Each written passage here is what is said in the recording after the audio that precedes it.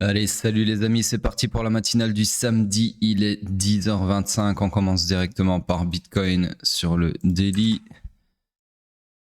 Donc, toujours pareil qu'hier. Absolument rien de plus à dire. Toujours dans l'un de ces trois scénarios. Plutôt dans l'attente d'un de ces trois scénarios, puisqu'il n'y a eu aucune des trois mitigations. D'accord? Sur ce, on passe sur le H4. Sur le H4, c'est moi dézoomer. Donc, toujours fully line à la baisse également. Le POI sur lequel on est en train de réagir, donc celui-ci, donc ce scénario-ci est toujours d'actualité puisqu'il n'a pas été transpercé. D'accord. Alors ici, ce que je vois quand même, c'est que donc on a rejeté. On va faire un replay ici, plus facile. Donc, on est revenu faire une mitigation du supply, d'accord. Ensuite, on est reparti faire une mitigation plus profonde. Ensuite, on a fait une mitigation encore plus profonde qui s'approchait des 50%. D'ailleurs, je pense qu'on les a... Enfin, on les a tapés, hein, mais sur cette bougie-là, je ne sais pas si on les a tapés ou pas. Ouais, pile poil, vous voyez, la ligne jaune. Voilà, donc mitigation à hauteur de 50% du supply. Ensuite, alors là, grosse bougie d'indécision, je pense que ça correspondait... non, c'était vendredi, donc ça correspondait à rien du tout. Ok. Ensuite, donc là, à ce moment-là, on peut se poser la question, est-ce que le supply va se faire invalider au profit de ces supplies-là, d'accord, qui sont un peu mieux pricés. Donc ensuite, qu'est-ce qu'on a? On a, contre toute attente, un dump, sauf que, regardez cette bougie-là, ce qu'elle fait, très intéressant. Elle vient combler 50% du FVG et ensuite elle clôture en mode marteau, d'accord, donc figure bullish. Donc là, on peut se dire que potentiellement, c'est plutôt bullish, d'accord, puisque d'un côté, on a un POI, un supply ici qui est presque invalidé. Ensuite, on a un prix qui vient combler une imbalance bullish, d'accord, et qui ensuite est racheté, donc la bougie en tout cas est rachetée à sa clôture et clôture sous forme de bougie marteau. Donc ensuite, attention que ça c'est bullish certes, mais on est toujours en order flow bearish, d'accord, donc tout ce qui est long ne nous intéresse pas, c'est simplement une constatation ici que je fais. Donc ensuite on a continuation du momentum baissier et puis reprise haussière. Quand je dis continuation du momentum haussier, c'est pas très exact puisque ceci est une inside bar, il n'y a pas de momentum en gros, d'accord. Donc reprise de la hausse et puis là voilà, il se passe rien puisque de toute façon on est le week-end, donc je pense qu'on va pas avoir grand chose, peut-être dimanche, mais en général le week-end ça bouge pas trop, mais ça dépend. Donc voilà, pour le moment rien à dire de plus sur le H4, on est toujours au point mort, même point qu'hier. On passe sur le M15, le M15 toujours dans sa structure baissière suivante que j'agrandis comme ceci, hop. Donc toujours fully aligned à la baisse, c'est uniquement les shorts qui nous intéressent et rien d'autre. Le POI ici a bien renvoyé le prix lors de sa première mitigation, mais ensuite il s'est fait transpercer, d'accord. Donc là, le seul POI qui reste, alors on est venu, quand le POI que je viens de déplacer s'est fait transpercer, en fait le prix est venu où? Il est venu dans le POI juste au-dessus, qui est celui-ci, d'accord, et qui était le POI qui était le mieux pricé dans le supply H4, d'accord, dans le POI H4. Donc voilà, magnifique. Pour le moment, est-ce qu'il reste des... Oui, il en reste un plus haut ici. Je vais zoomer cette partie. Donc, prochain supply sur lequel on peut chercher des shorts, celui-ci. Merde. Comme ceci, d'accord. Voilà, hormis ça, rien à faire pour le moment. Là où on est. Sur ce, on passe sur Ethereum. Ethereum en daily. Hop. Donc, Ethereum fully aligned à la baisse, toujours dans mon scénario ici. D'accord. En gros, on fait du surplace sur Ethereum. Il ne passe pas grand chose. Hop.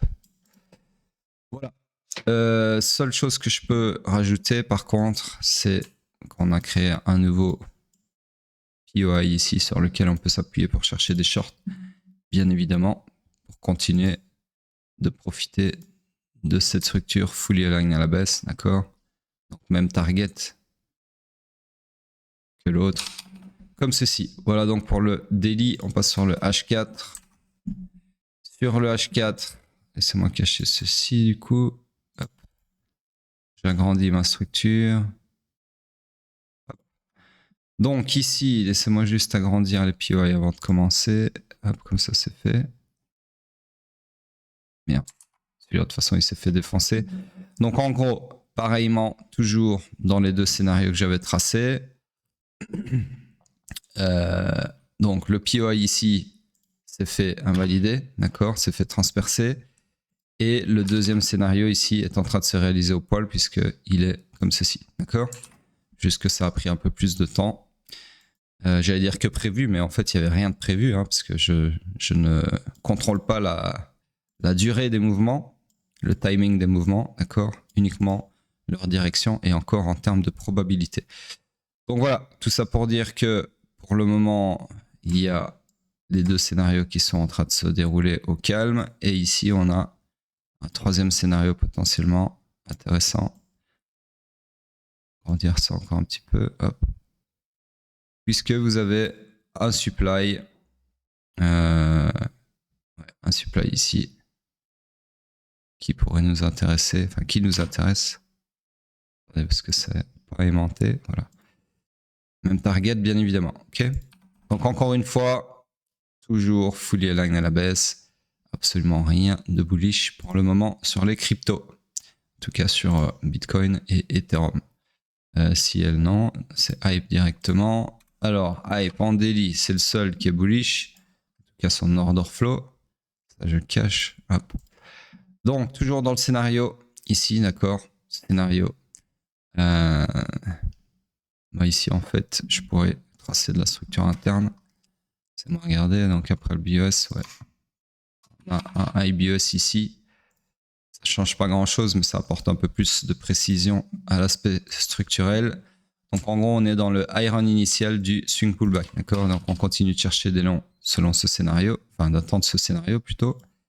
Et on passe sur. Alors ce qui est intéressant ici, petite remarque, c'est que vous voyez le mouvement ici, il est arrivé très très proche de cette poche de liquidité et au final bah, il n'a jamais purgé, d'accord. Donc ça c'est plutôt intéressant pour mon scénario puisque ça laisse au final une belle poche de liquidité acheteuse. Bien. Comme ceci, qu'on pourrait venir purger si le scénario se réalise, d'accord. Donc ça c'est typique d'un comportement market maker, c'est créer des poches de liquidité obvious, aller faire une mitigation pour rééquilibrer, rebalancer les niveaux du dessous et puis passer récupérer la liquidité lors de la réalisation du scénario. Si réalisation il y a bien évidemment. Bref, pour le moment, c'est tout ce que je peux vous dire sur le daily. On passe sur le H4. C'est moi cacher ceci. Hop, hop. Donc le H4, lui, fully aligned à la baisse. Non, autant pour moi. Ça c'est haussier.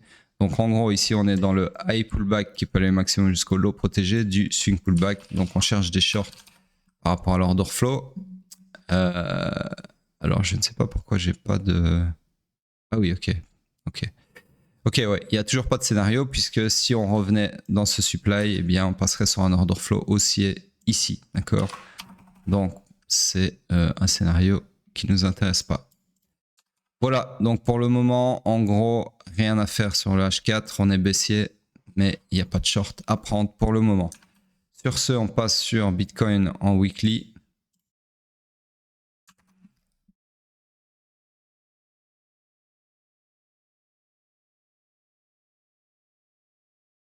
Hop. Donc ici, intéressant, sur le dump d'hier, alors je ne sais pas si c'était le cas dans la matinale d'hier, mais j'ai pas l'impression. Sur le dump d'hier, on a fait un truc extrêmement intéressant puisqu'on a sweepé le bas de la bougie de la semaine précédente. Comme on avait sweepé le haut au début de semaine, et bien en fin de semaine, on est venu sweeper le bas. Donc magnifique. Mais vous allez me dire, ça nous fait une belle jambe. Attendez, je cherche mon bon template, voilà. Ça nous fait une belle jambe puisque maintenant on a sweepé le haut et le bas. Donc ça veut dire qu'on a récupéré la liquidité acheteuse, donc du nord et du sud. Par contre, ici, il reste une énorme poche de liquidité, d'accord? Donc voilà, à voir, mais là, en faisant une bête réflexion caca pipi, je peux déjà voir d'ores et déjà qu'au nord, bah, on a tout récupéré. La prochaine liquidité, c'est le all-time high, donc on en est très loin. Par contre, au sud, il y a cette poche de liquidité qui fait de l'œil, d'accord?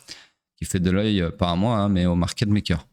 Donc voilà, on va voir comment la bougie clôture.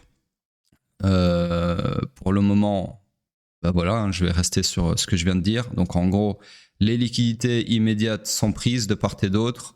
On va très probablement clôturer sur une bougie en mode doji ou pas, hein, j'en sais rien.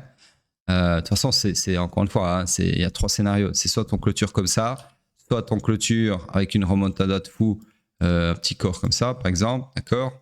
Mais bon, vu la faible amplitude ici du graphe de liquidité, j'ai un gros doute.